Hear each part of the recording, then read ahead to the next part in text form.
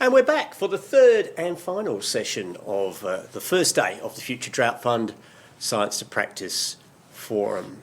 Welcome back. The session, by the way, about WA and that pilot project is going off. I can say it's very gratifying not only for us to see that, but also all the questions coming in. There's nothing worse than Q&A sessions with no questions, and you have not let us down today. The questions keep rolling in. Thank you so much for your engagement. We've visited 3 of the 8 hubs so far. We're now off to another one. And every hub has its own particularities, and the next one is Northern WA and the Northern Territory. That is a big slice of this big country, spanning a state and territory border and many different challenges in agricultural practice. The phrase big country never rang as true as it does with this hub. So let's take a look at what's going on in the top end.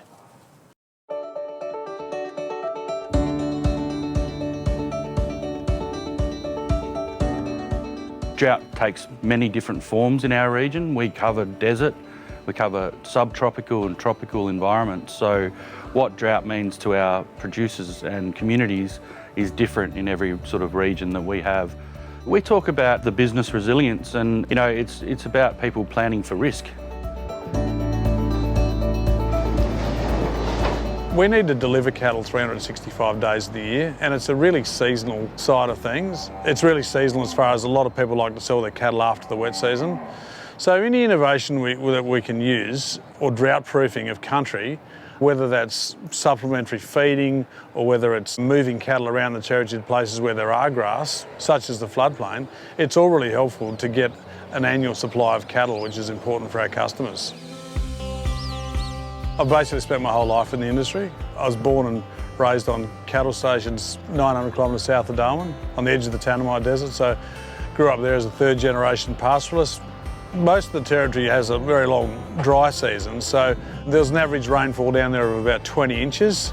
It tended to rain most years that we were there. My grandfather bought it in 1957, we sold it in 2013. We averaged that sort of rainfall. But it's interesting, in the last 4 or 5 years, quite a lot of the territory's missed out on a good wet season. And the wet season that just finished saw probably 80% of the territory get an under average wet season, which is disappointing for them, because if you don't get rain by April in the territory, you're not going to get your next lot of rain until October, November. Winter rain is rare and useless. Collaboration is a massive part of the hub's role. There are already great organisations within the territory in Northern Western Australia working with producers. And so our role is not to come in and duplicate that work. Ours is to coordinate and share information across those groups, get them working more closely together. This year's the 150th anniversary of the pastoral industry in the Northern Territory. And I think what we're really doing this year is talking about, well, what do the next 150 years look like? I think what the hubs provide is this is the first time this group of people has sat around a table together and said, look, let's dedicate our resources, let's dedicate our time, our expertise, our knowledge and our networks to really trying to build what is a unique opportunity for everybody in the area. Anything we do, the more that we share ideas, it's sort of a fast track to success when you're collaborating and you're sharing knowledge. So in Australia, we've got these sort of funny state borders that get in our way sometimes and create some unnecessary tunnel vision. At a commercial level, our industry is a great example of where those state borders really don't exist. We look across into Western Australia where some of the cropping is more well established and other opportunities to value add, to grow our market options. I think that the hub's a really good place to house a lot of that conversation, and it brings together stakeholders that are pretty diverse but that all share a very common objective. So let's just clean it out, this one, don't we? I guess one of the frustrating things, particularly being in the north, often you feel very isolated, not just sort of for, inputs for farming and so forth, but also on knowledge. It's difficult to get to sort of some of the bigger conferences, so having a hub that brings together that knowledge, that looks at innovation, looks at drought resilience, is super important, because there's a lot of knowledge out there, and our role as, I guess, a farming advocacy group and member-based group will be to filter that down to the farmers. to give them the best opportunity to be drought resilient going forward.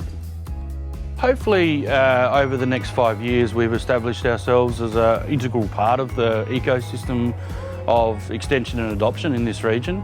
We've built capacity within our member organisations and created more extension and adoption capacity within those groups, that the producers in our regions are starting to implement new technology and becoming more resilient businesses and are more prepared for changes that are predicted to come our way.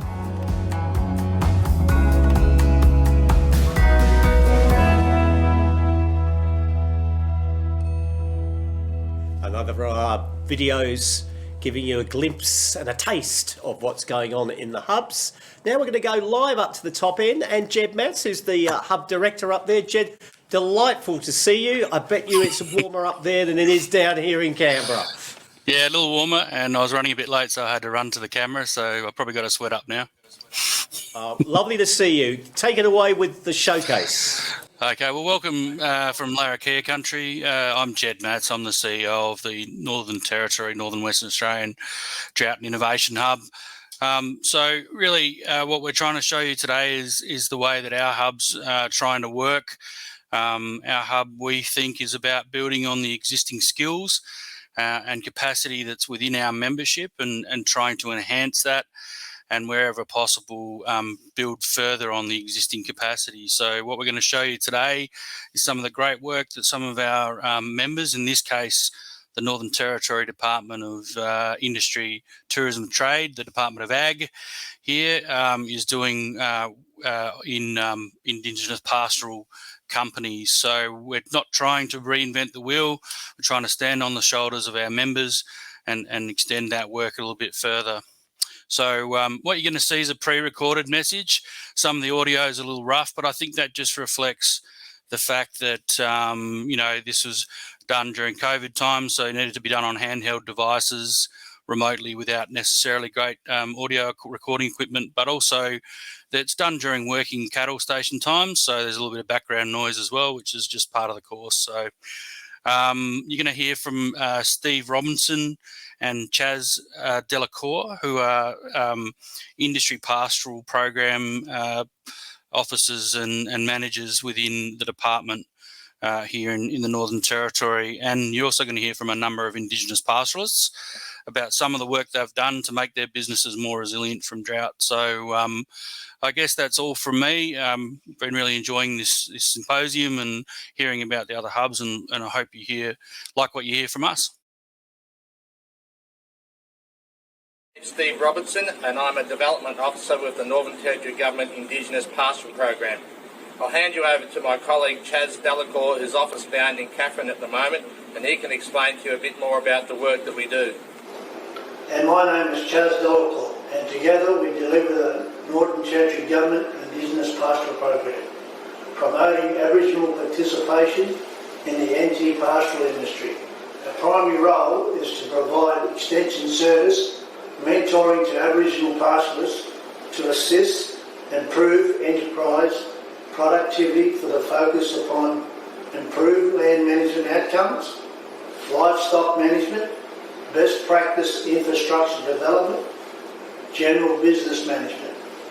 In particular, there is a strong focus upon improved grazing land management practices, including managing for drought events with the emphasis upon long-term sustainable production outcomes. Pastoral infrastructure investment has supported development of 30,000 square kilometres of NT Aboriginal lands for pastoral purposes. Since 2010, cattle numbers on NT Aboriginal land has increased from 40,000 head to over 200,000 head, with significant flow of economic and social benefits. Best practice grazing land management, including for drought event, is now of increasing significance. Production from Aboriginal pastoral properties has been from a combination of improved productivity from existing pastoral properties serviced by our extension services, or from the opening up and development of new grazing lands.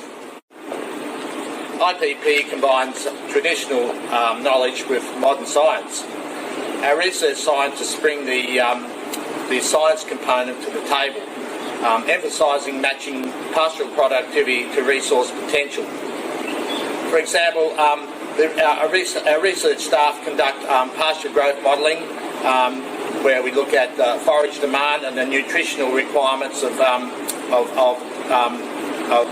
cattle, combined with pasture utilisation rates of different land types, combined with historic rainfall, and at the end of the day we have an estimated carrying capacity at different percentiles, being for good seasons or below average seasons. Bring the Aboriginal traditional knowledge to the table, and this is based on tens of thousands of years of observation of the fauna and flora and how this interacts with the landscape. Sometimes we need to take into account cultural significant areas, or just maybe even hunting grounds, which Aboriginal people just, they want to keep it natural and they don't want it subject to livestock grazing. Today we basically have a melting pot of modern science mixed with traditional knowledge, which paves a pathway forward for us to develop land for grazing purposes in a culturally appropriate manner and as per the aspirations of the Aboriginal owners of the land. Frank Chafford is the owner of Seven Emu Station, a passionate cattleman, a traditional owner. Frank shares his view on managing his land and some of the changes he has seen. Hello, I'm Frank Chafford, owner of Seven Emu Station, more or less a traditional owner. I was born and raised here, and I've seen this country change a hell of a lot since I grew up here. One of the worst things I see is too much burning, and it's the wrong time people are burning. And yeah, they're killing a lot of spiders, and not only spiders, a lot of birds, nests and all that sort of stuff. A lot of things are changing, and one of the problems I talk about is the native breed. And the reason why I do talk about it is because I grew up hunting for food. And in this river system, you don't see the flying fox come up the river no more because of the male bees gone out. And the trees don't flower and pollinate properly. That's why you see a lot of flying fox in town. I don't like clearing trees and pulling trees. It's not good for the country. I'd rather leave the country natural as it is. Blue Gloss is a 100% owned and managed Aboriginal cattle company. They run approximately 30,000 head on properties in the northwest of the territory and also in the central region. This gives them the capacity to move stock from between properties in accordance with seasonal conditions and reduce the risk of exposure to drought conditions. They've also recently embarked on a water development program to also reduce their exposure to drought conditions. This is their story. Right, my name's Steve Craig, General Manager of Blue Gloss Proprietary Limited, Aboriginal owned, 100% Aboriginally owned and operated pastoral company in the Northern Territory. We run approximately 30,000 head of cattle, consisting of 3 pastoral leases, the State Creek and Brumby Plains in the northwest, and Urutipra Station out on the Sando. Well, we feel that having the property in the south has sort of helped us drought-proof our enterprise, and vice versa. We could either go back south or go back north or come south and target the markets in the east and the south. Yeah, well, we've had a major development program with water infrastructure, and we're trying to shorten all our waters up to down to 4 kilometres, and we've fenced all our river systems off so there's no degradation in the water courses and stuff like that. We don't rely on the river systems and surface water at all now.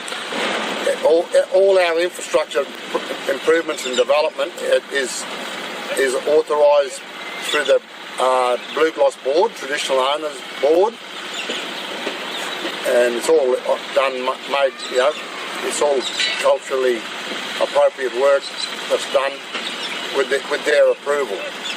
Clary Shapford is another Aboriginal pastoralist in the Gulf region that he has implemented the strategy to reduce the potential impact of dry seasonal conditions on his cattle enterprise.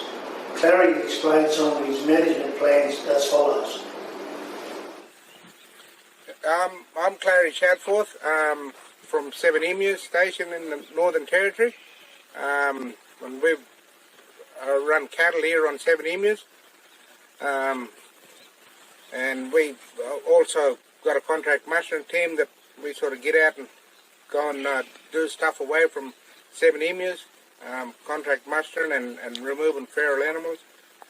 And we've also got a solar bore down on the coast along the on the Robinson River here at Seven Emus, where we don't have to rely on any surface water or water, rivers and that, which helped us a lot. Yeah, we just subdivided another 3 paddocks up for rotational grazing and that sort of thing. So late in the year we've got a couple of spare paddocks there.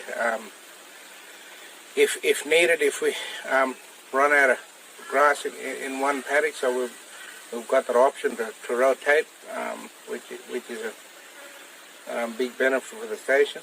Also later this year we've also got a solar bore getting put in up at the homestead here to pump our water into the station.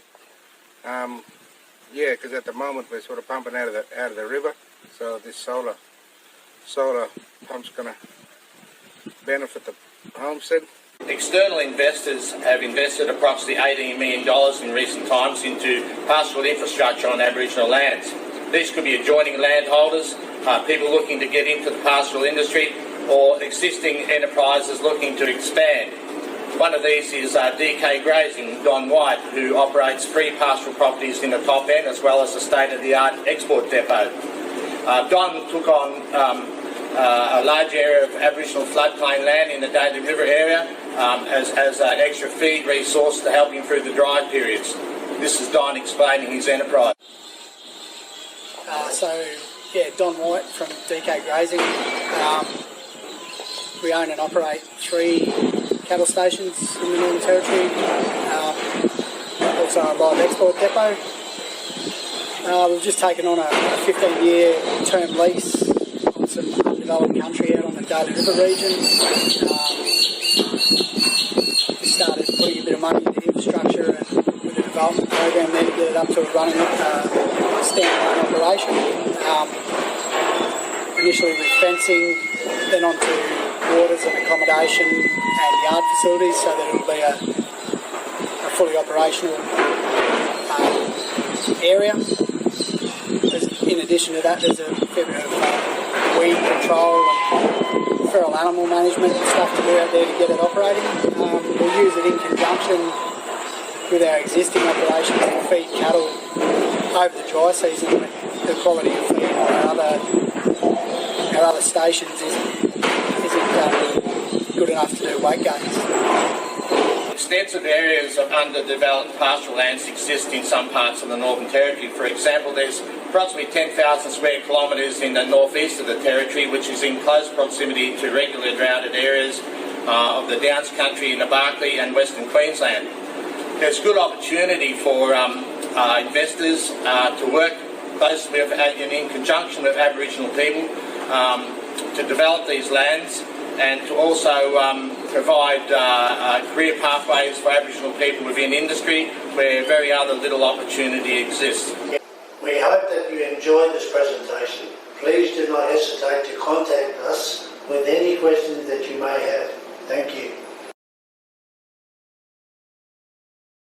And thank you, Chaz and Steve. And before that, the director of the Northern WA Northern Territory Hub, Jed Matz. Certainly got a taste of the territory there, and amazing footage and information to ponder. Well, we're going to stay sort of up in that part of the world now. We're going to go over the border fully now to Western Australia, and a story about healing and saving.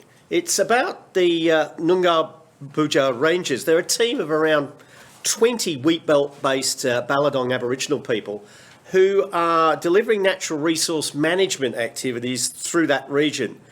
And we're going to have a Q&A in a moment, so we're going to have a video first, but any questions about what they're getting up to, please go to the Q&A feature. But what we're going to see first is to get a real taste of what's happening on the ground as the Rangers save seed to heal the land, and a lot more besides.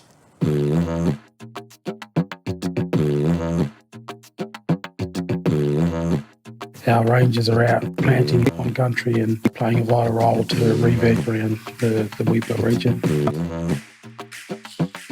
My name's Judd Davis. I'm a project delivery officer at Wheatbelt NRM, and I've been brought in to coordinate the seed collecting project. Wheatbelt NRM is an independent community-based organisation which provides leadership across the Wheatbelt in the management of our natural resources. We work alongside Wheatbelt communities to take positive action to strengthen the natural, social, cultural and agricultural resources of the Wheatbelt. My name's Jermaine Davis, and I wanted to become a Noongar Boodja Ranger because at the start it was more getting the work experience to be working with family and everything like that, with Dad being my boss, and then from then on it went on to more seeing the positive outcome it could have on the younger generation, doing a lot of work with the school kids, and then it's kind of just grown on me over the years. Hi, I'm Jermaine Davis. To see the progression of where it was when I first started to probably 3 days a week work, if that, to having a lot of contract work and the program progressing as quick and as fast as it can. Within that 5 years of me being there has progressed immensely. It's young men working on country and delivering the message back to the communities from their elders. My name is Kyle Moody, and I wanted to become a Noongar Ranger to help look after the country, to try and rebuild what was lost. There's a lot of clearing going on, drought. I think it'll be good just for make sure the country just rebuilds itself up. You look around the riverways for our people, that's where we lived and breathed off. You know, summertime, our elders would hold swimming events in the river because they weren't allowed out the pools. So a lot of their food, jilgies, fish, turtles, were all in that riverways so long ago when our elders lived off the land, and you slowly see how drought has affected that with yabbies and turtles and other stuff, and the dryness of the river that, you know, you can't go down there and recreationally enjoy what was there when they were kids. Working with the boys, like, they make work enjoyable, so you're going out not only just to collect seed, you're also having a bit of fun while you're doing it, and you're working on land, which is what I like doing the most, and also like to see what comes out of it in the future, like when the re-veg sites get planted and everything like that, and you see what comes out of what you collected. Makes me pretty proud. Seed collecting enterprise came as a conversation with myself and my manager Beck at the time. We wanted to progress the Ranger program and see where it was heading. We thought about bush tucker stuff, but we thought it was too hard to do. Came up with the concept of a seed collecting idea and progressed that into a seed collecting business because I thought at the time that was where everything was heading to, that sort of space with clearing of land and mining sites and stuff like that. So seed collecting was really important, and we didn't think at the time that we would progress as quick as we have and as well as we have in that short time. First off, with the environmental positives, just to see plants growing in the ground is inspiring. To see plants coming back on country. Part of growing up, I used to go out the bush with my grandfather, Kevin Davis, who was an elder for the Wheatbelt region.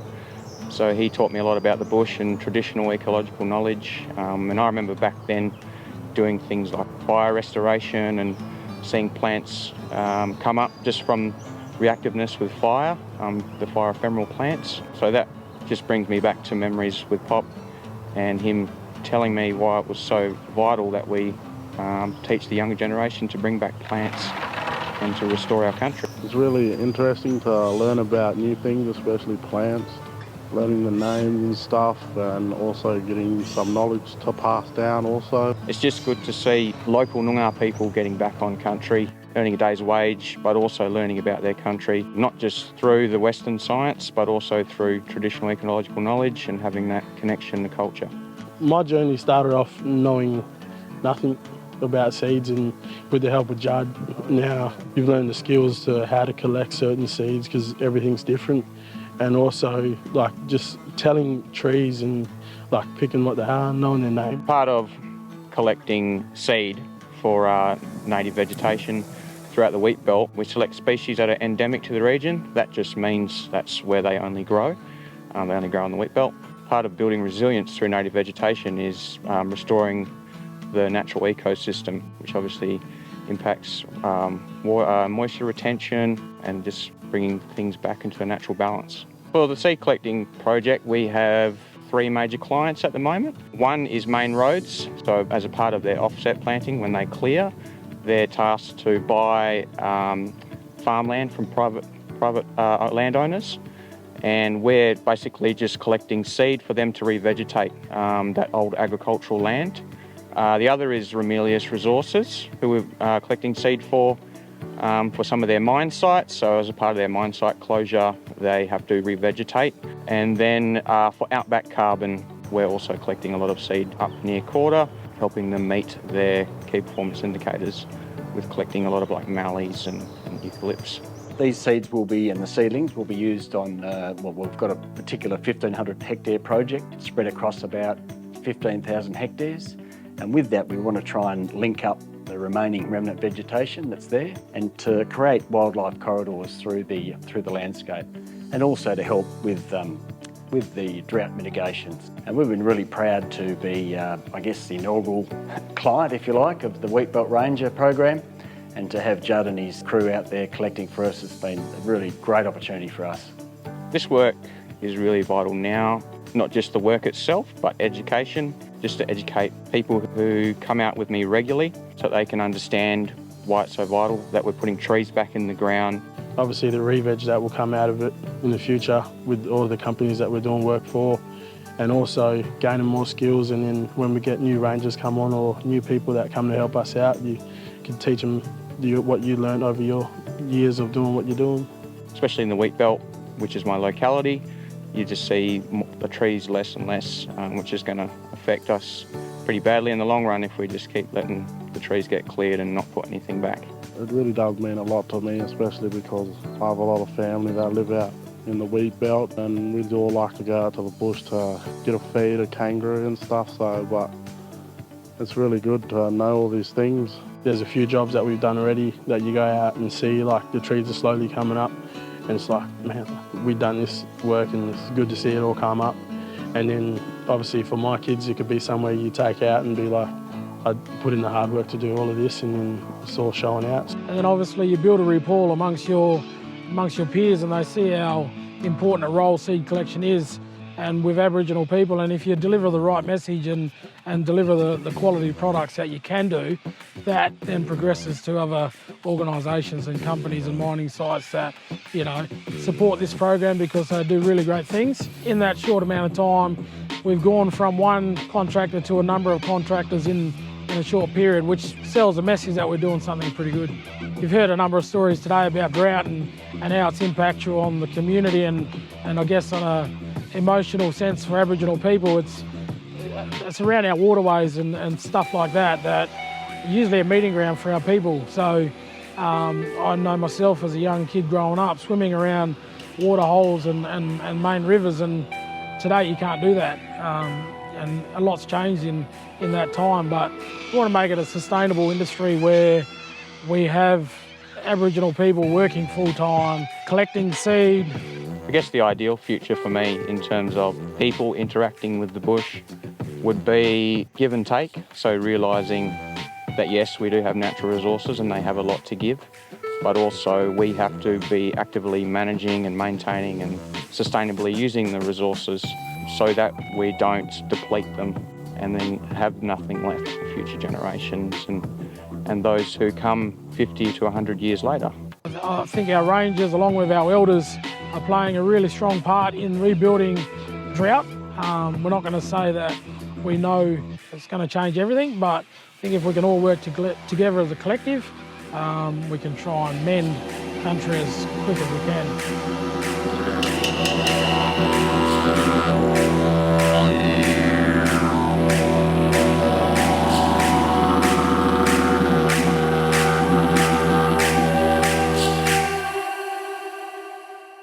And we can now go live to the Wheatbelt Natural Resource Management. Dr. Carl O'Callaghan is the CEO, and as a familiar face there of Jermaine Bomber Davis. Hello, gentlemen. Good afternoon. That was a great video. So where does, and by the way, ask questions away, those watching in the Q&A box. Where do you see this going? How far can the seed collection, and starting from a small thing, it seems to be, it means much more than just collecting seeds. Yeah, well, I think what you heard there was that the Wheatbelt Rangers, the Aboriginal Rangers, started some time ago with small work, you know, just helping around town and doing small jobs. And I think hitting on the seed collection as an enterprise has given the Noongar Boodja Rangers and Aboriginal people a real sense of involvement in the natural resource management and restoration of the Wheatbelt. And it means something to them. And as you can see from the video, the Rangers want to be involved in this. And there is a big demand for seed collection around the Wheatbelt. Most of that for restoration work. So you've heard some comments there about some of the mining companies that want restoration work done, the Main Roads Department. Of course, they do a lot of clearing in the building of roads, and so there's offsets to be done, and also carbon planting. So I guess that, you know, from my perspective, there will be a lot more demand for seed and for seed enterprise as we move forward in the future, and as carbon planting expands, and as people get used to the fact that carbon offsets and offset planting and revegetation is so important to rebuilding the natural resources of our wheatbelt here in Western Australia. Bomber, I think you used the word pride. It's shone through the video. I mean, could you have imagined where you are now when the whole notion started? No, I think it's a really exciting space that we've managed to deliver pretty quickly. That I guess for our guys, it's playing their vital part in healing country, whether that's through collecting seed and re-veg. And you know, I think these young guys take a real good responsibility on that, and really led by their elders at the same time, where they've seen, I guess, country growing up and seeing it how quickly it can change. And I guess if we all work together in that space, it can be really exciting. And I think one thing that I get from my guys at the moment is that they're really enjoying that space of playing a vital part in rebuild of country and healing of country, whether it's through seed collection, and they're able to play a vital role with that, and I guess gives a bit of ownership that they're doing the right thing, and their elders can eventually trust them to hand over the baton and go, you guys, you know, are doing a great job. One thing that shone through was that the eyes are on a prize beyond our lifetimes and their lifetimes. A phrase used was give and take. It's sort of give and take with the natural environment, but also at a human level, building relationships. I wonder, Carl and Bomber, if you can talk to how the relationships have grown over the course of this project.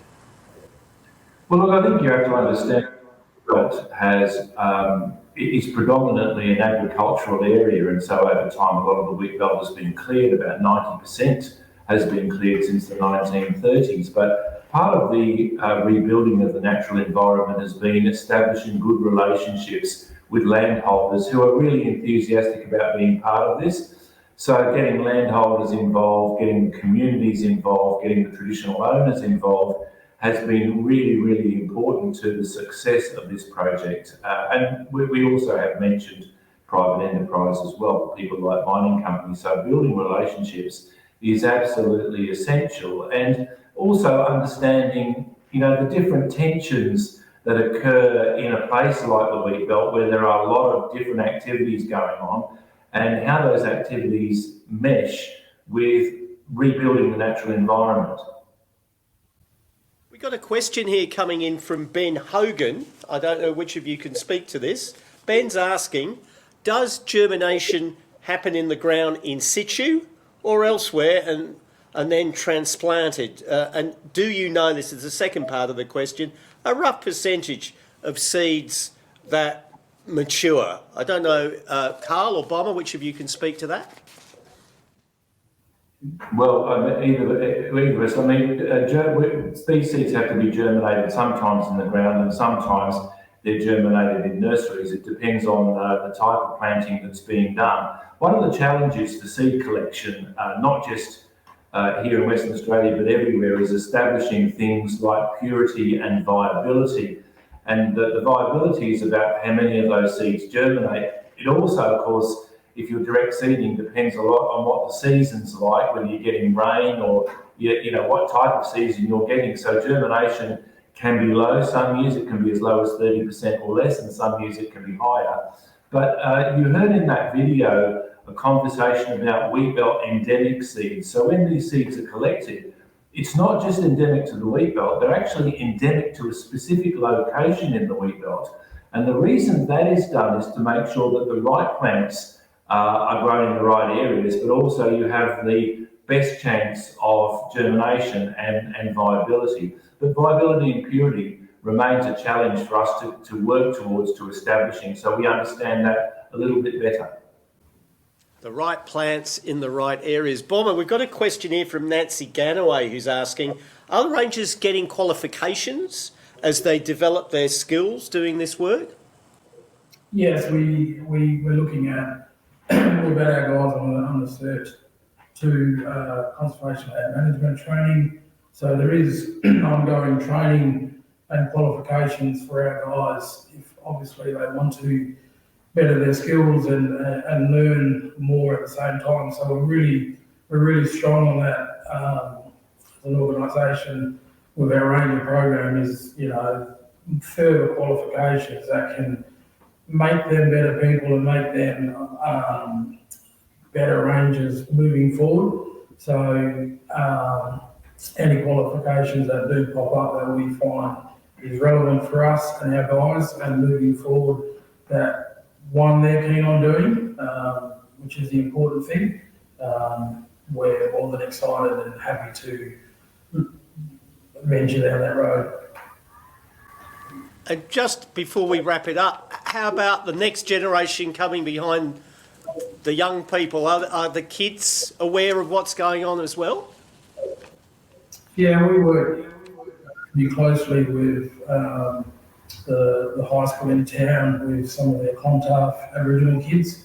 So we get about probably once a year or some ongoing work on country. And I think they play a really important role moving forward in this drought space that, you know, there's a generational gap with Aboriginal people, including myself and my traditional owners and I guess my parents, that there's that generational gap that they weren't able to pass down that knowledge through loss of connection through our waterways and through our rivers and through bush tucker and stuff like that. So having, I guess, myself and Judd on board that is able to, one, work with our ranger group, and then obviously our ranger group works within those primary school, high school kids. I think it just lays the foundation that, you know, in 10 years' time, 20 years' time, we've got a generation of excited people that want to continue to work together. Bomber, Davis, Dr. Carla Callaghan, thank you so much for sharing this story, which is specific to just one area of WA, but informs so much more around the country. Thanks so much, and stick around with us in this forum. We're now going to Queensland to join Glenn Landsberg. We're going to hear about reading the landscape to identify disturbances, what's going on, and therefore to fortify farming systems. Glenn is a project officer at Southern Queensland Landscapes, and he's joining us now. Hello, Glenn. Yes, g'day. Thanks for the invite. Yes, days like today are wonderful opportunities to pick up ideas and often just cement in our minds the importance of what we're already doing, It's working with landholders, trying to work out where they are and how to give them that drought resilience. And in these rangeland areas, the rain seems to be our most limiting factor. However, the work we've been involved with is so much more than just restoring water's function in the landscape. Rather, it's been a holistic program of sharing regenerative knowledge and ideas and the ability to really read our landscape and restore its resilience. Being aware of what's needed to restore the balance and using that ever-increasing range of tools in the toolbox. Droughts and a shortage of water are optional, and we certainly see that in the landscape. Two of the biggest issues when I talk to most people on the land is drought and erosion. And drought's an apparent lack of water, and erosion's too much water. But somewhere in the middle, there's a big opportunity. And these couple of photos here just highlight that so well. These photos are taken on the same day during the 2019 drought. And there's only a fence that separates the two. And simply taken the water that was causing that erosion, and with using different ideas and technology, we've diverted that water into spreader channels. And suddenly that water's doing good work again, growing pasture and not doing damage. Sometimes we have to take water off country for it to recover, but it's trying to get that water back into the soil, getting it so that it's all functioning again. These water infiltration tests say so much 3 inches of water infiltrated in 1.5 minutes in a functioning soil in the top left-hand photo. And yet in a non-functioning soil that was still bare, 3 inches was still there in 10 hours. So reading our landscape is once again really important to identify its function, so we have an idea of what we're trying to achieve. Deep-rooted systems, we often don't get to see what's happening underground, and where we have a cutting like this, we can see the sponge that's created by that perennial pasture and how important it is to keep that pasture there and get it established again. When it's working, this is our drought mitigation. It's also our flood mitigation. That's where we store that water in those high flow, high runoff events.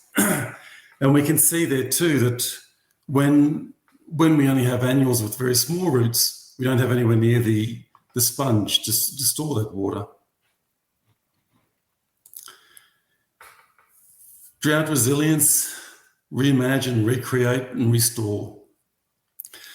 Looking at country with landholders and working out where it has lost its function, how it may have functioned previously and what's necessary to restore it economically.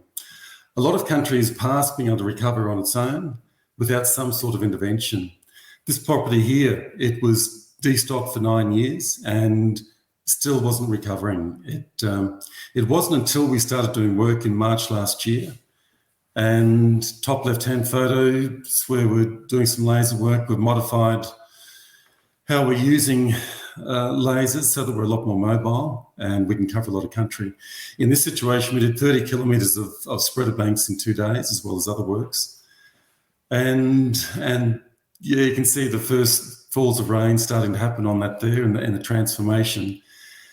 And then the bottom left-hand photo, that's March this year. That's how quickly we can turn that country around and on a large scale. It's quite extraordinary what that country can do once you get that water back in the soil and take water that's running and get it walking again. Wherever it is running, just slow it down, take the velocity out of it, and next thing you know, you've got pasture starting to grow again. This is just another type of country that we deal with. A lot of floodplain and wetland restoration. And we see a lot of damage from abandoned bore drains, fence lines, roads, all sorts of things like that. And it's identifying those issues that are draining our country. And in this case here, there's 2 properties here on a floodplain system, 40 kilometres long. And it's an old abandoned bore drain running down it. And on the top property, that's the size of that abandoned bore drain. By the time we get the second property, you can see the landholder standing in it. And then halfway down his property, it's so big that old bore drain that you can park a vehicle in. You'd actually park a truck in it. And they've actually put a stone causeway across it for access. And the landholder remembers when that was the same size as the bore drain in the top photo. And we can see then that satellite image, if that's coming through clear enough, that was March last year. So after 8 years of drought, finally had 3-inch storm last year. In the top property, we'd done a fair bit of work spreading the water back out of that bore drain. And with that water image or that water layer put on, you can see how the water's spread in that blue and purple up the top on the floodplain. But then when you get to the bottom part of the floodplain, the last 20 kilometres, it just drops into that erosion feature and does nothing for him.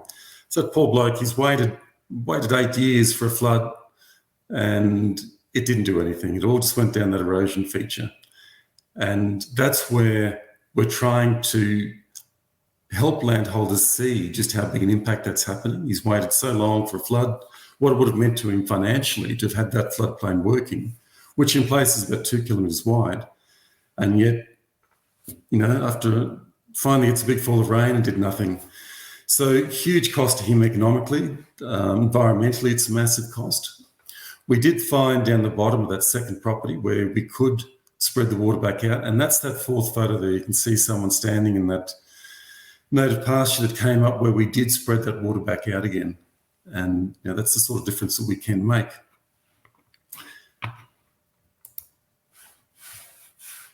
Regeneration means we can make rain, we can cool down the planet, rehydrate the land and turn deserts green. It starts with imagination. And we're using a lot of modern technology to make that come true. We've got an army of landholders now using satellite images on their phone. Just walking around their phone, finding out where country's not functioning. We're using a lot of laser work, all sorts of systems. Anything that we can, we're modifying to get that landscape working again. But yet, that's a very short version of what we're trying to do out here anyway. Thank you, Glenn. If people have got questions, ask away, please. Reimagining jumped out at me. Is reimagining what you do with land one of the hardest things to talk about because it's not concrete, whereas restoration is going back to where you were? The reimagination, that's often looking at the landscape and trying to identify what its function was previously. We can see that in the vegetation. There's lots of signs in the landscape that tell us and give us an indication of how it might have functioned beforehand. So that's sort of where the reimagination is coming from. But then also imagining how can we bring that functionality back again? What can we do to restore that functionality? We've got a question that's come in from Anonymous who says, do you see a, quote, bang for buck first step any grower can take? Or is that perhaps trying to get a quick fix? I don't know. No, look, use that terminology a lot.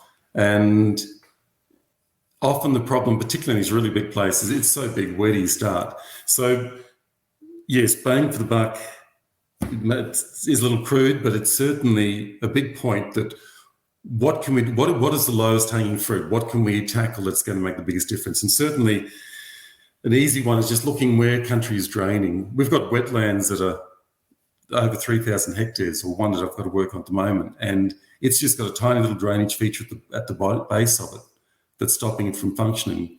So it's identifying where those issues are in the landscape, and sometimes it's just looking at, if you've got fairly flat country, are all of your fence lines and roads, are they just draining water out of your paddocks? How can we turn that water back into the paddocks again and get it to start soaking in? Joe Hall is asking, are the spreader channels banks you referred to similar to swales? And are there any topographical limits on how successfully this approach can be used? And Joe also asking, how about ongoing maintenance? Obviously, that's an issue. You can't just do something and leave it. Certainly, some of the ones we design, we do leave, and it depends. We have to design them with what is in the capability of the landholder to maintain them, or whether they've got to leave stock in there. The earth banks, if we're doing little spreader banks and channels, often try to get the stock off it for a little while, particularly cattle. They love fresh earth, and they're going to play in it and try to knock it around. Where people have a lot of old or dead timber, timber windrows, a fantastic way to slow and spread water, leaky weirs. Yes, there is maintenance, and certainly we tend to do swale work in more sloped country, and depends on the scale you make them as to how well they're going to hold up without maintenance. Question here from Ann Coote, who says, "Hi Glenn, the industry uses various terminology to describe earthworks to slow the flow of water. Spreader banks, spreader channels, level contours, and the like. What's the difference between them, and how do you analyse the property and the steps to take to determine what needs to be done, and how you prioritise the works?" Oh, we're getting some complex questions here. They're good ones. But it's certainly looking... I find that hard to explain. It's a matter of looking at how can you slow the water, usually at the top of the system, to try and get a bit of control, take the speed out of it. Sometimes you can do it from the bottom of the system if you've got a big flat area that you can spread water out. That's safe. You look for those safety zones. It's really a matter of for me, it's a matter of eyeballing a place and working out where those points of interaction are. It'd be very hard to describe that without seeing. Segueing into a final question then, we've got an anonymous question saying, are you and your team taking further steps to share and communicate the benefits further, or are you mostly relying on pre-existing networks in southern Queensland? We're doing a bit of video work, doing more and more video work these days. So that's a good way. Yes, trying to get the word out however we can, because there's so much that people can do. It does tend to need, it certainly helps to have people on ground who can help with the planning side of it. That's probably the biggest issue I see in it. Glenn, thank you so much for your time and telling us about how to read the landscape. It's a sort of fairly fundamental thing, and it's been really interesting to hear from you. Thank you all for your questions, and thank you, Glenn, for your time this afternoon. Thank you. So we're on a better land management session 3 of the FDF Science to Practice Forum. How do you build drought resilience in organic production systems? That's our next topic. We have a panel discussion for you, chaired by Nikki Ford of Australia Organic Limited. Organic is, of course, a growing part, pun intended, of the agricultural landscape with its own set of challenges and opportunities as we all think about drought resilience and better land management. Let's join the discussion. Good afternoon, everyone. My name is Nikki Ford. I'm the CEO of Australian Organic Limited, the peak body for organics in Australia. And today we have a fantastic panel here to discuss how do you build drought resilience in organic production systems. Unfortunately, due to some timing issues, the session has been recorded. However, the panellists will be present online to answer any questions you have after this recording. So I would like to introduce today's panellists. Melanie Leather. Melanie is a beef producer from Central Queensland who is passionate about sustainable grass-fed beef production and the future of farming families in Australia.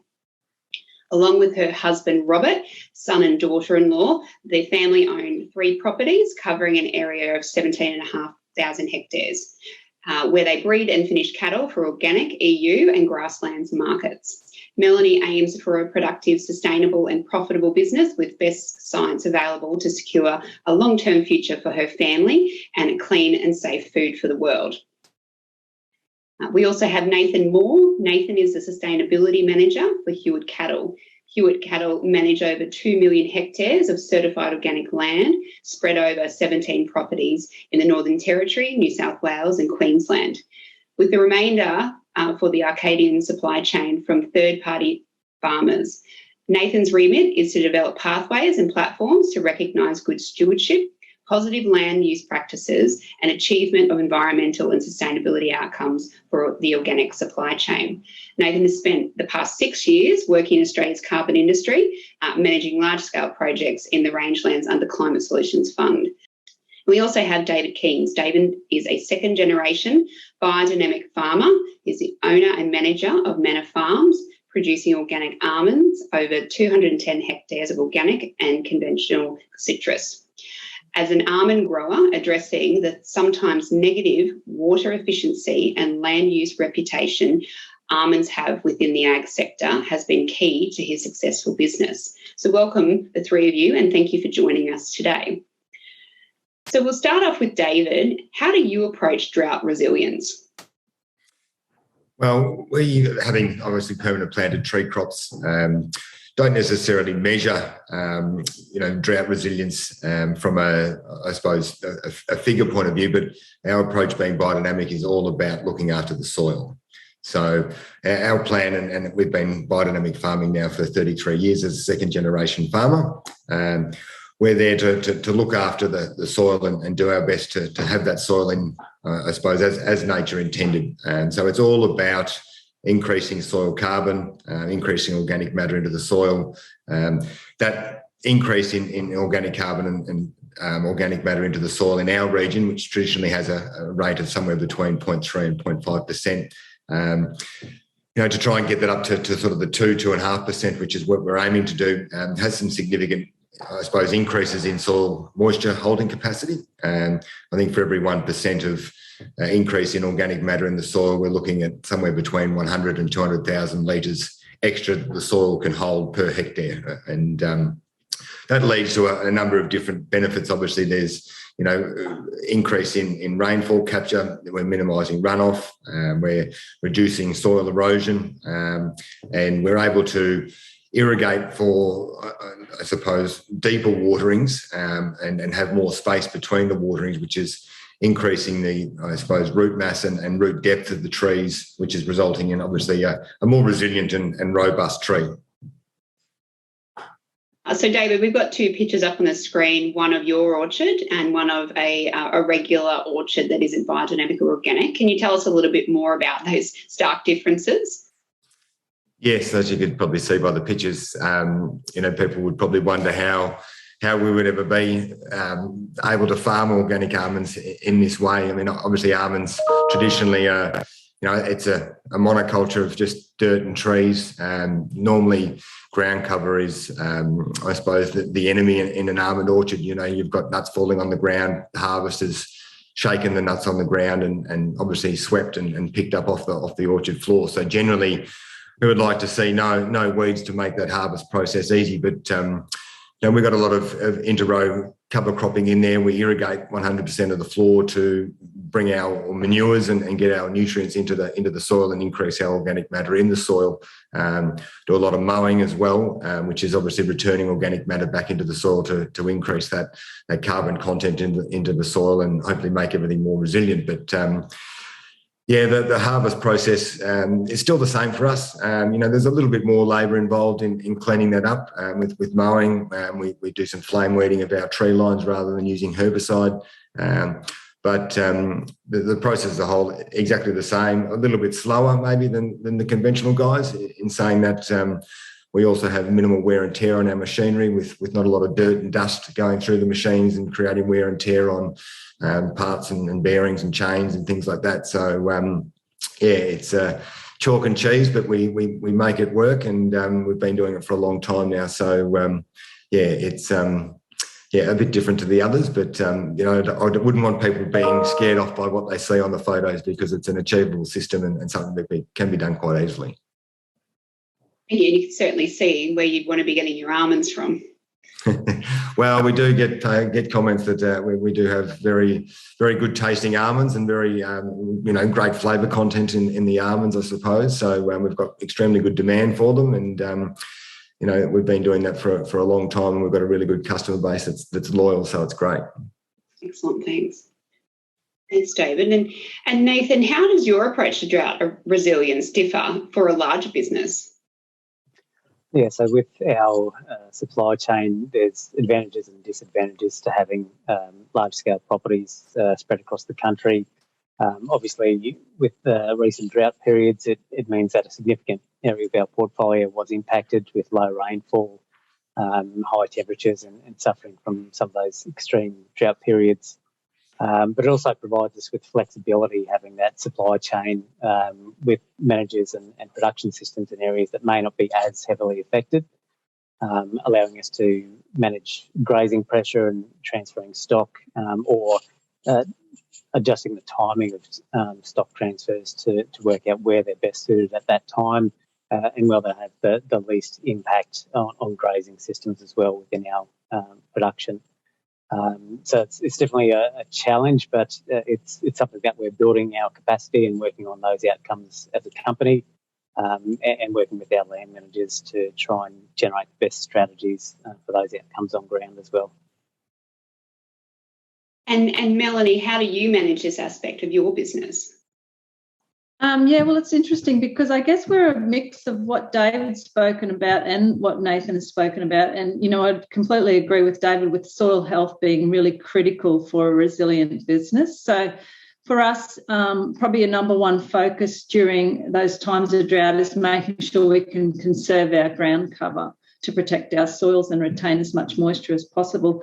And, that entails making some pretty tough decisions around reducing numbers when you have to. So sometimes as producers, we can get very attached to our animals and our genetics, and those tough decisions have to be made. If their numbers have to be reduced, well, to conserve your ground cover, then that's what's going to have to happen. We also look at things like strategic weaning of calves, so maybe some early weaning if things are getting really tough and dry for us, and absolute attention to our water supply. So clean quality water is critical at any time, but particularly important during times of drought. You've got boggy dams and water holes, things like that would need fencing off to ensure cattle aren't bogging or getting access to poor quality water.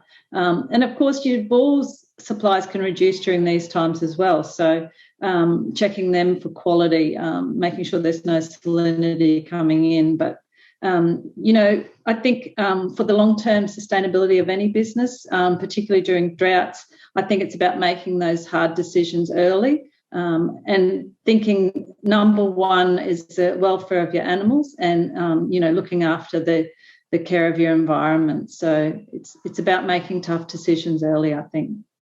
Absolutely. And Melanie, do you want to tell us a little bit more about your exploratory process within this area? Yeah, so we're really passionate about sustainability in the beef industry, and I think the beef industry is very lucky in that we've got the Australian Beef Sustainability Framework in place, which really helps the beef industry, tell its story along the entire supply chain.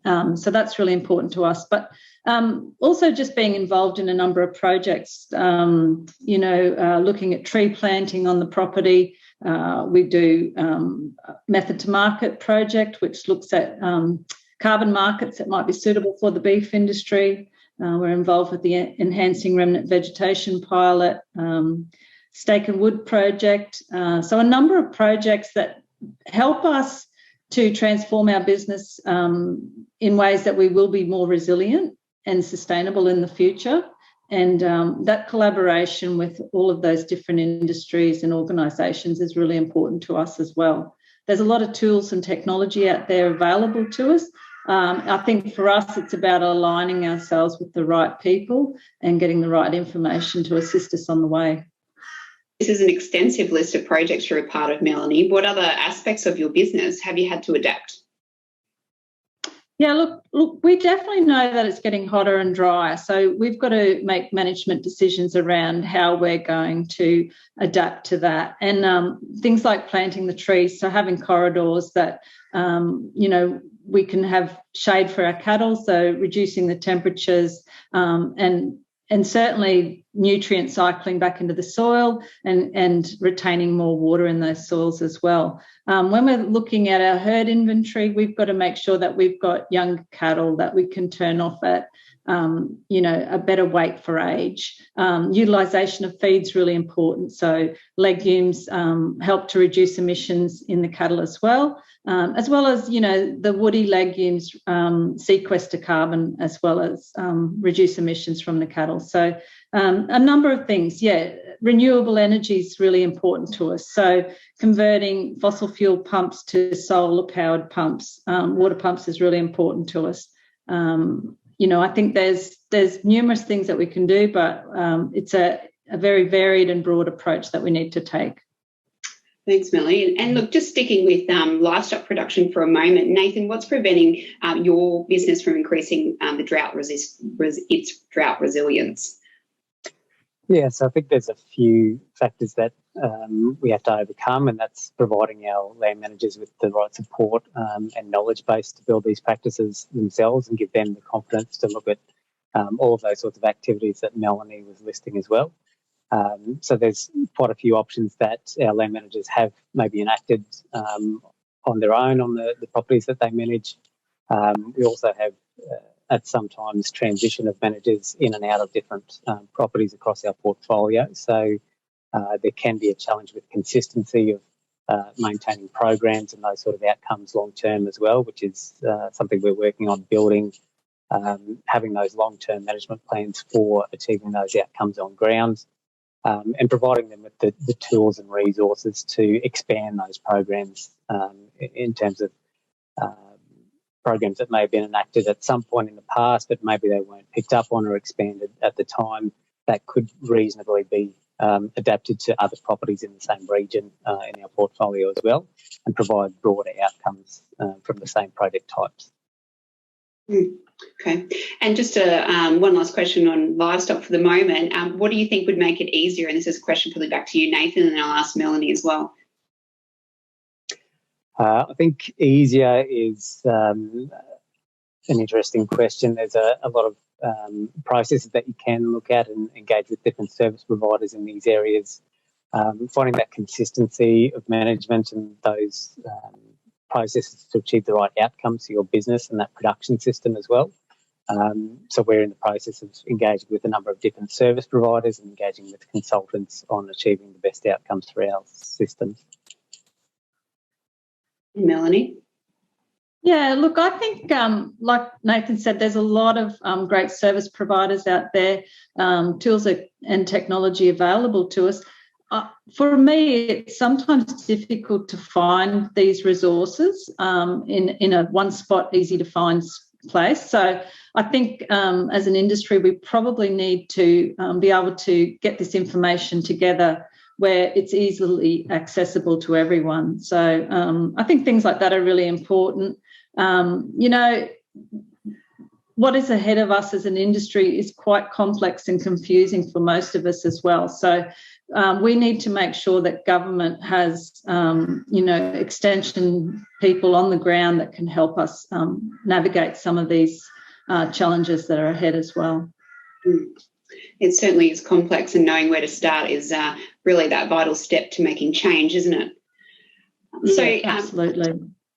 David, you recently joined the family business from another profession and operating organic and conventional businesses. What's been your experience here?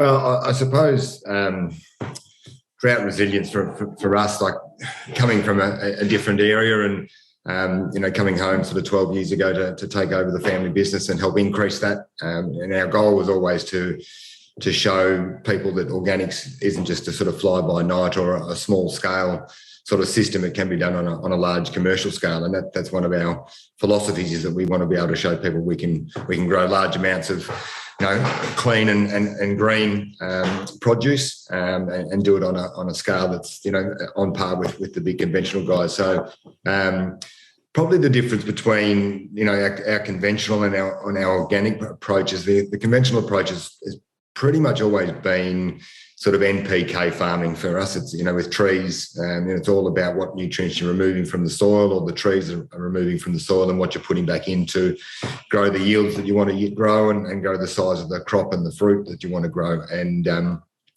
that's all well and good, but I think it's a very single-minded approach, and that industry is starting to catch up and starting to change. And they're learning a lot, and we've learned a lot from the organic side of things, where it's a bit more of a holistic approach. We have inter-row cover crops, and as Melanie was talking about, I think they're critical in our area with hot. We're in Mildura, we have mid 40 degree temperatures. Without those cover crops, with high soil temperatures, more evaporation loss, more runoff.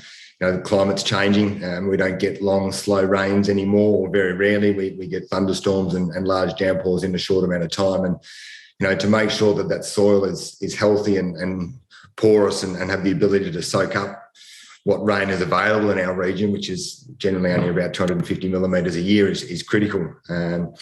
So, the organic approach, I think, being that sort of overarching, looking at soil health in general, it's about, trapping the water, maximising the amount of water that we're using and giving that availability to the trees. It's microbial health and maximising the efficiencies in the soil for the inputs that we are putting in.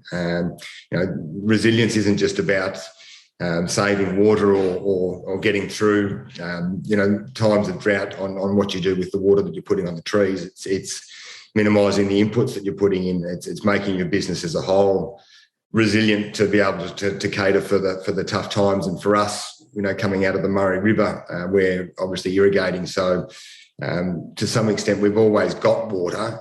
It's just a matter of how much we want to pay for it.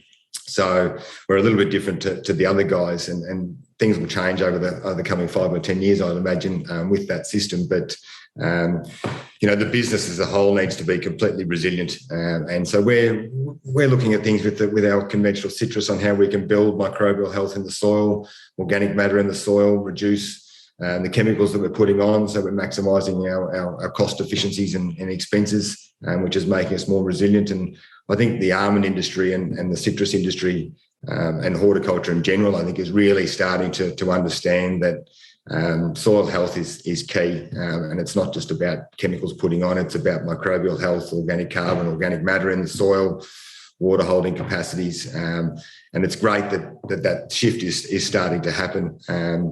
As Melanie said, there's some really good technology out there now, and so we've got the ability to not just go out with a chop hoe, as people might perceive us to do, and weed our trees and tender our little organic fields. We've got large brown, state-of-the-art technology, tree dendrometer, soil moisture probes, infiltration maps being generated, piles of data that is trying to make us more efficient and obviously more resilient as a business as a whole. Yeah, it's certainly come a long way from the image of small cottage industry. Thank you, David. How do you know if you're successful from an environmental perspective?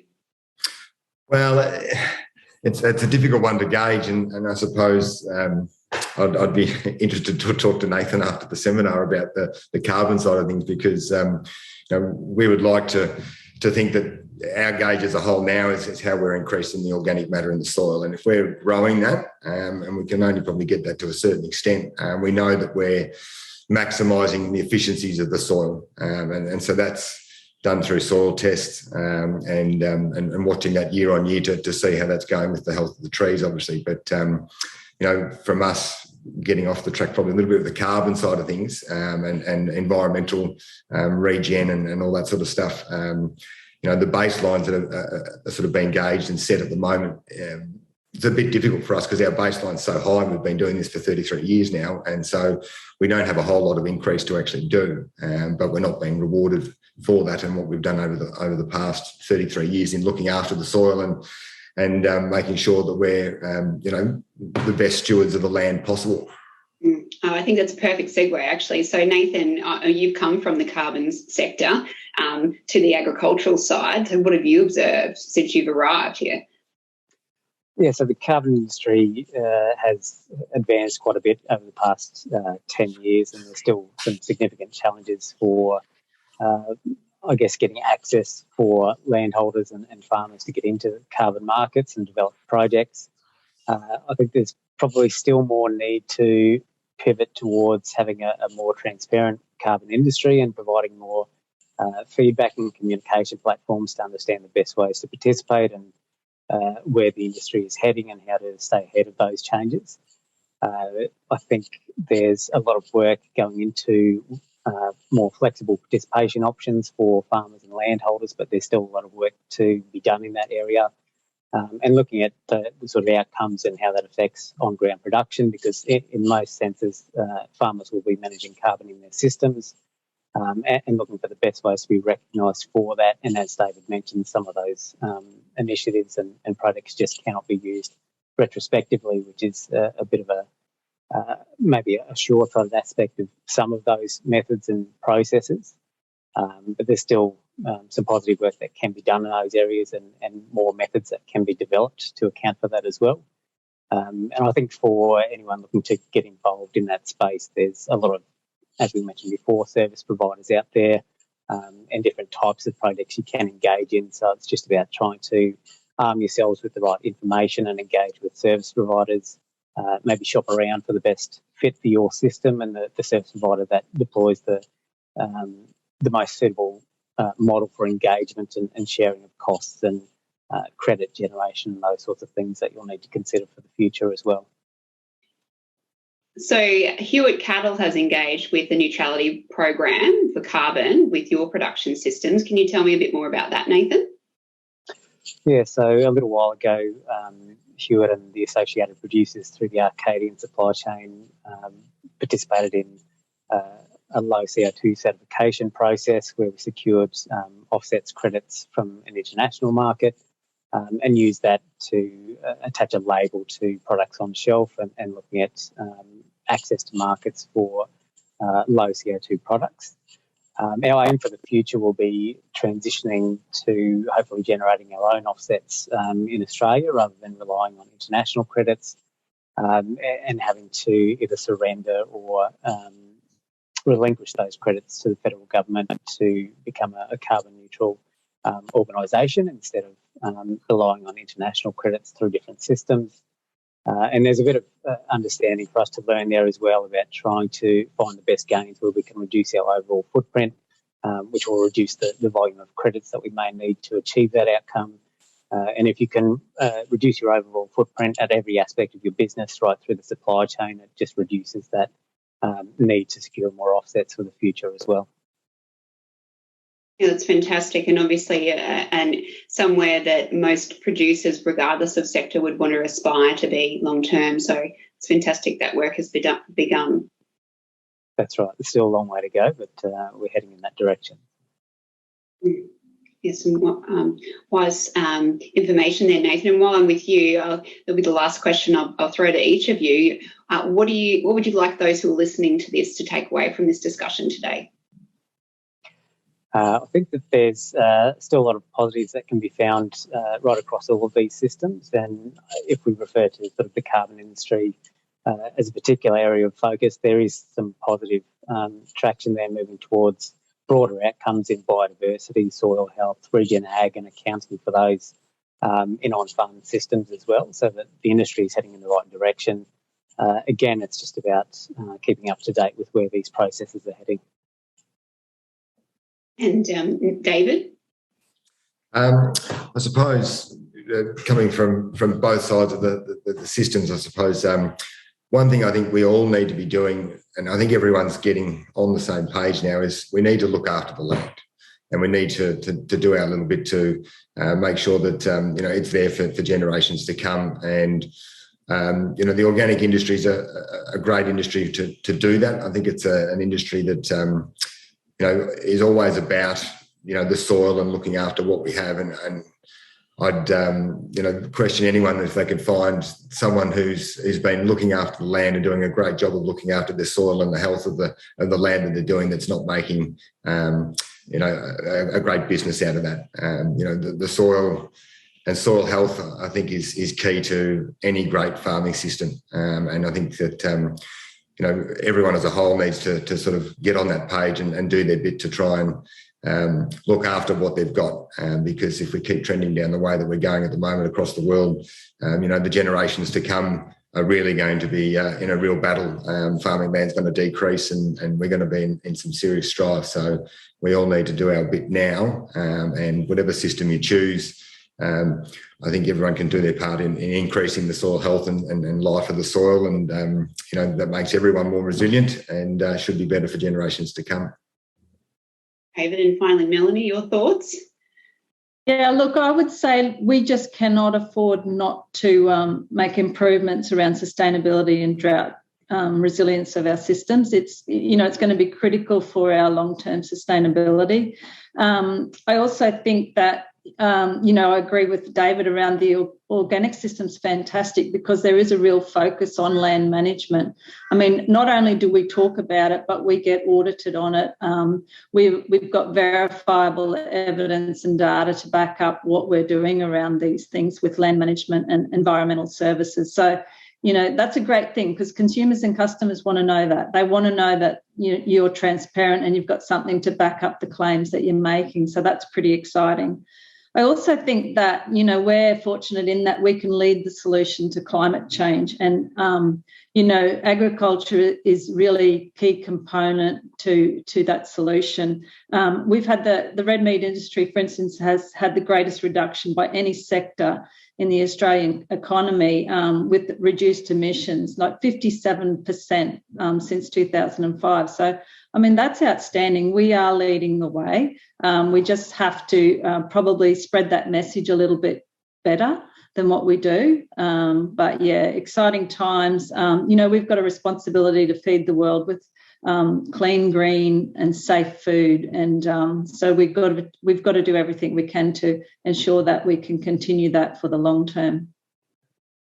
Fantastic. Look, I think some really great messages, and thank you for the discussion today, Melanie, Nathan and David. Despite the different sectors, each of you presented the common theme that there is no one solution, and a hands-on approach to the specific issues by sector is the answer to building resilience across the emerging and dynamic industry that is organics in Australia. I believe those who are listening would have found the examples of how you and your business have built drought resilience in organic production systems extremely beneficial, and will now open to questions for those listening online. And thank you to Nikki Ford for chairing that discussion. Melanie, Nathan and David are joining us live now for your questions, some of which have already arrived. But can I just posit this? How much can the organic sector inform the non-organic sector? As you were just saying, Melanie, you've already got part of your MO, part of your standard business operation is this transparency of what you do. Do you think there's a way of informing the rest of the sector? Anyone got any thoughts on that? Yeah, I think that's really important, what I was saying about the auditing of our systems. And, that's really gives customers and consumers a lot of confidence in what we're doing. So, as I said, we're not just talking about it. We've got verifiable data and systems in place that actually can verify what we're saying. So, I think, it's successful in organics. It makes people confident in the product that they're buying. So I think the more conventional industries could look at that and maybe take something away from that. I've got a specific question for you, David, here from Anne Coote, who asks, do you measure soil microbes? If so, how? And what is the basis for amendments or change to support them? We haven't done a whole lot of soil microbe testing in the past. We have just started doing that, and microbe testing of the soils a little bit tricky, and we use a third-party testing facility to conduct that. I believe that the microbial testing that they do tests the, I suppose, dead microbes in the soil to get a baseline. Live ones may be there. So we've sort of, with our mowing and composting and our organic system over the years, obviously looked to try and build organic carbon. Only in the last couple of years have we decided to really look into the microbial health of the soil as well, and believe that there's a big benefit in making sure that there is a good population of microbes and beneficial bacteria and fungi.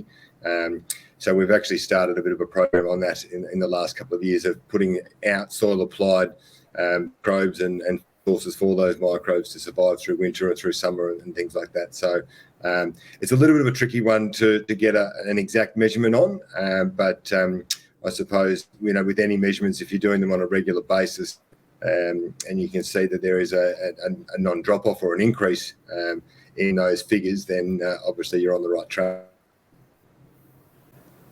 Thanks there, David. I've got one here which I'll direct in the first instance to you, Nathan. It's a pithy one from another anonymous contributor. What is your definition of soil health? Yeah, it's a very broad question. I think it's difficult to answer in a uniform way for everybody, but soil health, I suppose in this instance, is looking to improve overall condition and looking at, I guess, the production systems that we work with as well and the results that we're achieving through, I guess, regular seasons and the types of environmental outcomes that we're achieving on ground and the way we manage those systems, especially with grazing interactions and overall biodiversity and getting consistent health out of those systems and assessing pasture health as well as the mixture of I guess, biodiversity that we interact with on our properties, and that includes sort of the dry farming operations as well. So, yeah, soil health can be, I guess, looked at in many different ways, but essentially it's measured very differently across different production systems. And for us, a lot of the time in broadacre grazing operations, it's around monitoring things like ground cover and response to rain, seeding and responses at different times during the season to rain events as well, and just assessing without necessarily putting technical measurements in place to monitor soil health where it's not feasible to do that. That was a bit of a macro question. As we move towards the end of our session, I've got a bit of a micro question here from Felicity Gilbert and Nancy Ganaway. They're both asking, are the inter-row pastures grazed at all, or are you sowing grain seed into pasture? Now, that's one of those questions where I, as a layperson, just read the words out and don't necessarily understand the question. I don't know who can help illuminate me and Nancy and Felicity. David. I have a feeling that one's directed at myself, being that the inter-row of our almond trees, we have a full orchard for inter-row of a number of different species. Look, we don't do any grazing of the inter-row. We had tried grazing of the inter-rows to minimise weeds and keep that ground cover shortened without mowing it many years ago with sheep, cattle, goats. And while we did have limited success on that, unfortunately, all of those different animals eventually took to the almond trees and started eating the leaves and the nuts off the trees. So it was a non-viable system for us, unfortunately. And, so we don't do any grazing on that front. In terms of being able to plant, I suppose, grain or some form of harvestable seeds through the inter-rows, the almond trees, when they're planted, they're not planted very wide. 7.3 metres is our row spacing, and especially until they get to probably 15 years old, you can only really fit a 2 metre wide by 2 and a bit metre high tractor down the middle of the row. So getting big harvest machinery in to strip the grain off off the inch row if that was what we were doing. It's not possible.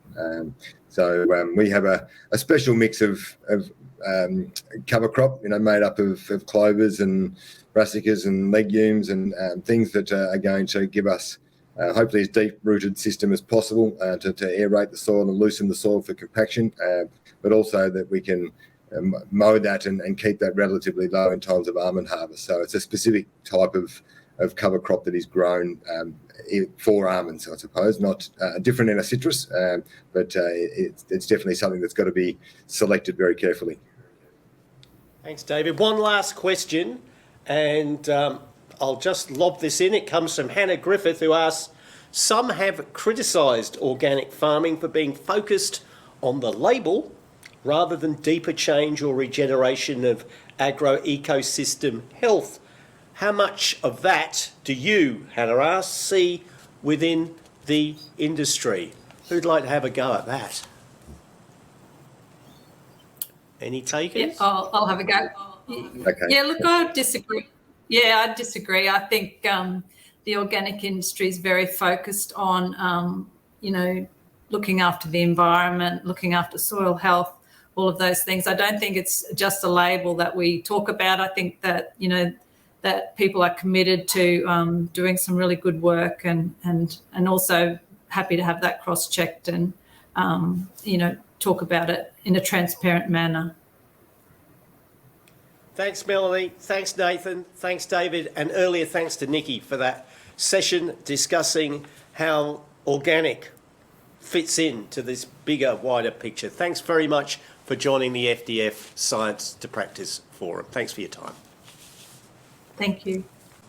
Well, our final hub visit has arrived as we reach the end of the first day of this event. And we're going to South Australia. Roseworthy, to be precise, which is the location of Australia's very first agricultural college. Before we cross live there, let's have a quick look at what SA has been up to and what's in store.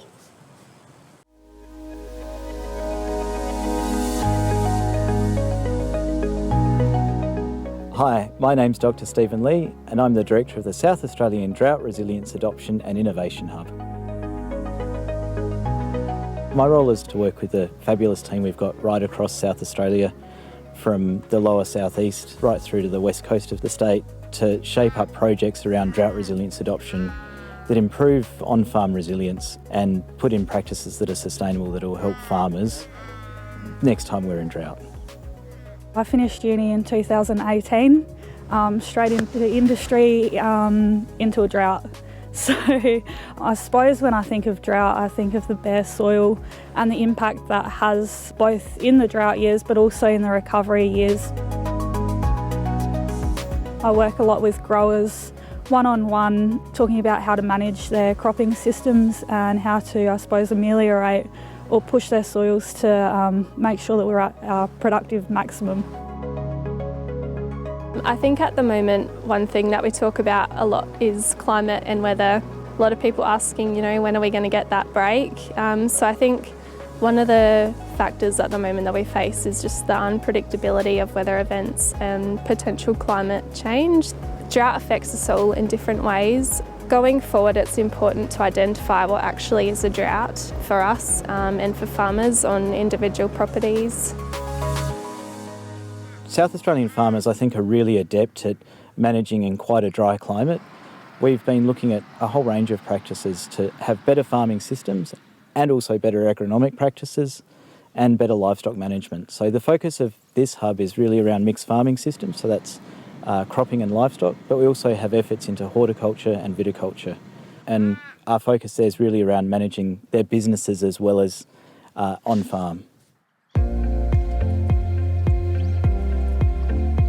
So Grandad was here for about 35, 40 years of his life working on this farm. He always used to talk about two droughts. They're either a water drought or a feed drought.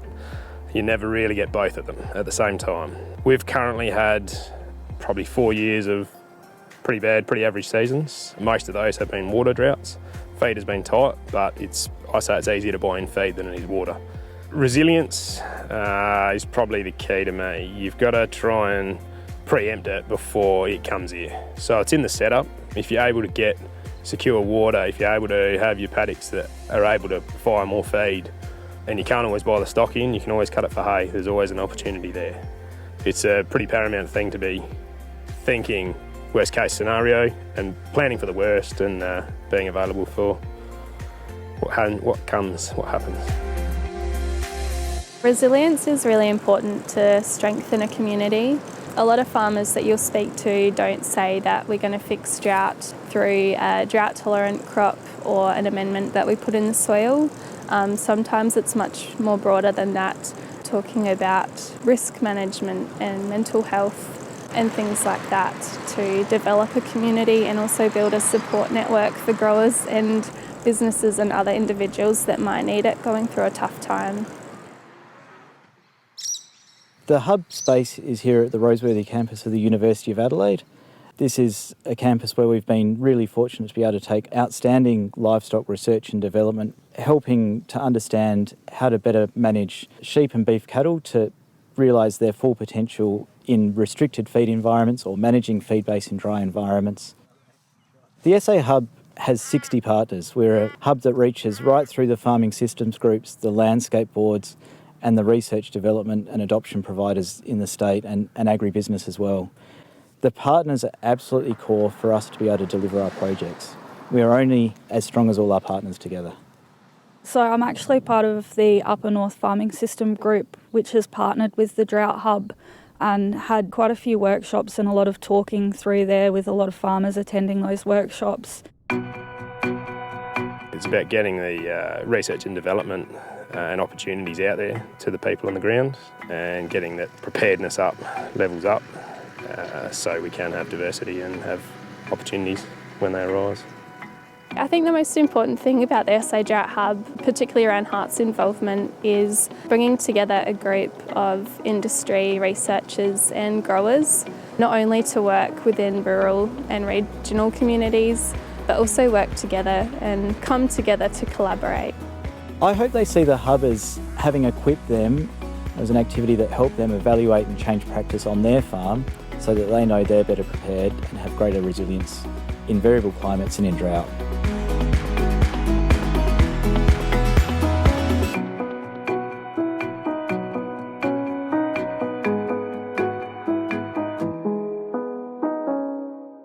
What light there was in SA for the filming of that video. It seemed to be the golden hour every single minute of the day.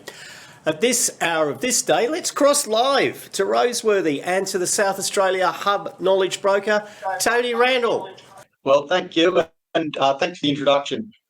We're joining you from Gun Country today, and we pay our respects to the elders past, present and emerging, and acknowledge the deep feeling of attachment and relationship the Gunner people have with this land and the seas of the area. It's my pleasure today to be introducing Taryn Mangelsdorf, who's our next speaker. Taryn is and her partner Andrew farm at Manura in South Australia's mid-north in a mixed farming enterprise of cropping, sheep and a merino stud. Taryn is the Sustainable Agriculture Officer for one of our valued hub partners, the Northern and York Landscape Board, and has 20 years experience in rural engagement and leadership development, sitting on a range of regional and state industry committees. Taryn's strength is the delivery of education and extension programs with farmers, farming families and groups with a current and specific focus on engagement and building capacity to mitigate drought. Taryn is passionate about building resilience into family farms and farming businesses, and today Taryn's going to present to us on the importance of addressing drought risk and climate change within our region and how the Northern and York Landscape Board works collaboratively with the community and farming sector to develop meaningful projects that build resilience to drought. This will include a case study of the Future Drought Fund supported Goyder's Line project, as well as other important local initiatives. Thanks, Taryn, and over to you. Thanks, Tony. So here in our Northern York landscape region, 91% of our land is under agricultural production. Agriculture, forestry and fishing are the greatest employers and are highly profitable, with these industries providing an economic output of more than $1.9 billion in the 1920 financial year. Our farmers are generally well educated in either agriculture or other fields and are typically 4th to 7th generational farmers. Our region is also highly varied with the types of agriculture we produce, the soil type, the degree of water security, and the average annual amount of rainfall. And with these climate changes, we have 2 predictions for our region. Less reliable rainfall during the cash crop growing season, and an expected decrease in average annual rainfall along Goyder's line, the line traditionally between grazing and cropping country, making more of our region marginal and pastoral in nature, requiring our agricultural industries to change and adapt. A few years ago, we sat in the footy club rooms at Robertstown with over 100 farmers for a drought meeting. At that stage, they didn't have a cash crop for perhaps 2 years. Now, I've sat in those drought meetings as a primary producer during the Millennium Drought, some 15 years ago when my parents were irrigators in the Riverland, during a time that they were given 0% water allocation for their citrus and stone fruit irrigation. Those meetings aren't pleasant or comfortable. Even walking through the door in a disaster response situation takes guts. So while the FDF grant is for future drought mitigation and we are addressing future droughts, we are working with farmers who are experiencing dry times and drought-like conditions, and we need to treat them so. So some of our farmers now haven't had a crash crop for up to 5 years. So how can we make talking about drought and disaster more comfortable? How can we make our conversations more meaningful? And how can we build that trust and respect the outcomes that we're all seeking? So the science to practice. We have 2 parts here. The first part is about the science to practice in drought mitigation, which we intellectually know how we can start to build resilience into the landscape. We look at the soil health. How much ground cover do we have? Do we need a change of management? How's the grazing pressure management going with both the livestock and if there's an overabundant native species, in our case, kangaroos? What's the crop choice like? Do we need to keep going with annuals or do we change to perennials in a grazing property? And what's the role of native vegetation in those farms? It's finding the right mix of these ingredients for the specific recipe required at each property. But what about the science to practice and engagement? And extension and behaviour and practice change, and then doing that in disaster mode. Getting into the nitty-gritty here, we start with 3 principles. The first is Maslow's hierarchy of needs. Our messaging sits at the top of the triangle, achieving one's full potential. If that triangle is not filled, our messaging from an NRM organisation is just noise. In order for our message to come across, we need to make sure that our farmers' triangles are filled from the bottom up with food, warmth, safety, and support from their family and friends and the feeling of accomplishment. Only then does our message come across and resonate. The second part of science and engagement is a series of attitudinal change.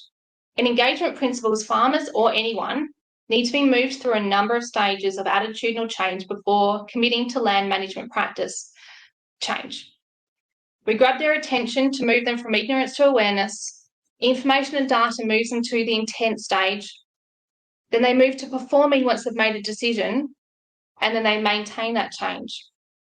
And that's how we structure our extension leading to on-ground works. And thirdly, we work with a triangle of how, the satisfaction triangle. In the words of Rianne Williams, she states, if you want to get things done, you're going to have to take it seriously how people feel. The satisfaction triangle holds that people have 3 interdependent needs that must be considered and addressed. We have the emotional needs, how people feel, procedural needs, how we talk about things and how we work together, and substantive needs, what are the things that we're talking about? Essentially, 2/3 of what makes something work is not about the end result, it's about how we get there. In changing our NRM boundaries recently here in South Australia and moving to Landscape SA, we recognised the area around Robertstown as being a gap in support and also high priority area. Typically here in the ag sector, we work with the local ag bureaus or ag groups. That's where we've got the highest engagement, participation and collaboration with a resulting higher baseline of resilience. The issue here, though, that while we have a large amount of groups across our entire area, there was a lack of groups in this specific footprint, which have resulted in a lower baseline of resilience. There's no ready audience. There was no understanding of who I was or our organisation. We had to start from scratch and build that trust and respect before we went anywhere. So getting to our actual project. In designing this project, Rain got in contact with and ran into every farming group in our footprint. The Ag Bureaus, the farming systems groups, the benchmarking groups, the ag tech groups, the sheep producer groups, and our statewide organisations.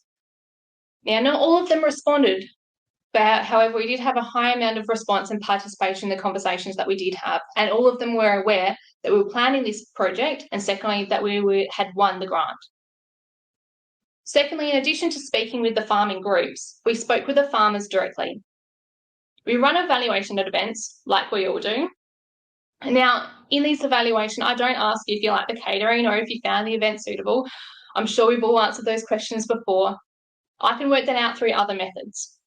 We dig deeper and ask the next layer of questions. Have you learned something today? Typically, the answer is yes. Are you going to implement anything on your farm from what you've learned? Typically, our answers used to be unsure, unlikely, and no. Okay, so how do we address that practice change and target our work in the right direction so they will? One question we've added that I find most useful is asking farmers, what are your barriers? The answers: the bank, my parents, my brothers, the agronomist, the accountant, me, my time, priorities, and insert any other answer, reason, or excuse that we've all heard here in the past. Okay, so if we're suggesting for you to adopt something like a containment area, and we both acknowledge that this is something that you need, and we understand the benefits of this, and these are all your barriers, we need to address these barriers in addition for you to undertake that activity. The second question we've added to our farmers and our farming groups is, what else do you have on your plate at the moment, and what are your other issues? From here, we have a really clear strategic plan and operational direction.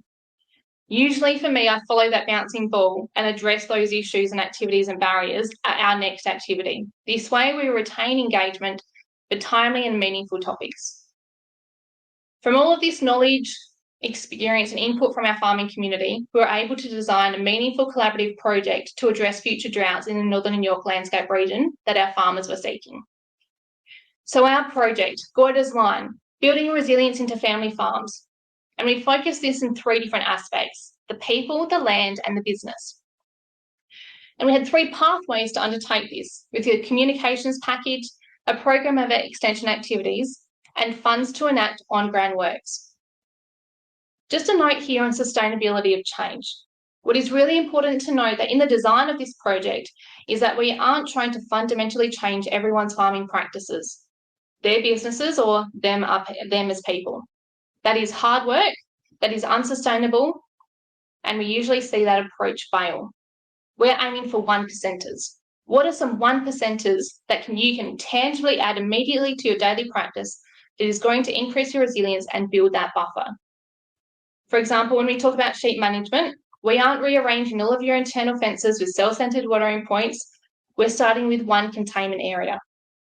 Learn from that one change, and then in good time we know that that starts a ripple effect. These little changes or additions are far more sustainable for the long term than an unsustainable fundamental shift that often is short term. Our communications package include a series of videos, fact sheets, and podcast series that specifically featured farmers working in drought and drought response. Our extension activities were held across our entire Northern Yorke landscape region to build resilience from drought across the board to shift up our entire resilience baseline. So while the project has had a length of about 12 months, we've maybe had about 7 functional months in the farming calendar, acknowledging school holidays and the impact of COVID. During this time, we've engaged over 300 farmers at our events, with workshops, soil pit days, sit-down sessions, crop walks, and farm financial literacy courses, amongst other activities. The on-ground works were focused along our eastern boundary, along Goyder's Line, spreading from Eden Valley in the south that sits in the rain shadow of Barossa Valley, past Robertstown and northward into pastoral country at Waiatea Cowie. Our project officer, Libby Duncan, who delivered the on-ground work, summarised our farmers' response. The biggest benefit has been providing actual money to complete the priorities listed in the property plans and the desired wishes of our farmers. All of the participants who received funding really appreciated the extra support to realise some of their wish list. The worst thing about drought is how it robs landholders of the years of earnings that they would have put towards the properties themselves and making their properties better and more resilient. The on-ground funding has allowed farmers to feel like they're actually moving forward with their business. How good is that feedback from the project that they, as farmers, helped design? With these on-ground works, we've installed at least 30 containment areas, written at least 15 drought mitigation plans, increased native vegetation through re-veg in the area, and undertaken significant further on-ground works. Therefore, almost 50 farming families along our eastern marginal footprint, covering an area over 100,000 hectares, have become more drought resilient with tangible on-ground activities as a direct result of this project. Our goal here in Northern York Landscape Board is to have adaptive, resilient, and healthy landscapes for sustainable primary production and the generations to come. With the help of this FDF project fund, the collaborative approach from both within our own organisation and the farming systems and groups and communities that we work with, we're certainly on our way to achieve that goal for our family farm and for those around us. Thank you. And thank you for inspiring us. We're going to cut it off there because technology, which has been mainly kind to us today, is just interrupting your audio flow. But all the best for those convos, many of them difficult, but all of them necessary. Taryn, thank you very much for your time today. And thank you all for your time today. Hundreds of you have been watching and listening and taking part. Thank you from the team here, from the Department of Agriculture, Water and the Environment, and the production team who've been bringing this forum to you today. We'll be back tomorrow morning, 10 o'clock Eastern, 9:30 Central, 8 o'clock Western. We've got a Soils in Focus session. We've also got presentations and panels on better risk management, more resilient communities. And if you've been counting, we've had 5 hub videos, 3 to go. So look out for those as well. And as we draw today's sessions to a close, I'm going to just refer to my notes, which I've been scribbling away at some of the things people have been saying. In no particular order, innovation has to drive commercial outcomes. Fewer, bigger, bolder projects. We need to look after the land. Soil health is the key to any farming system. It's all connected. Have a look over the fence. Right plants in the right areas. Making conversations more meaningful. Start from scratch and build that trust. Stand and deliver doesn't always deliver. Record the past, predict the future. The only prediction I'm going to make is that we'll all be back here tomorrow for day 2 of the Future Drought Fund Science to Practice Forum. Thanks to you all. Have a good evening.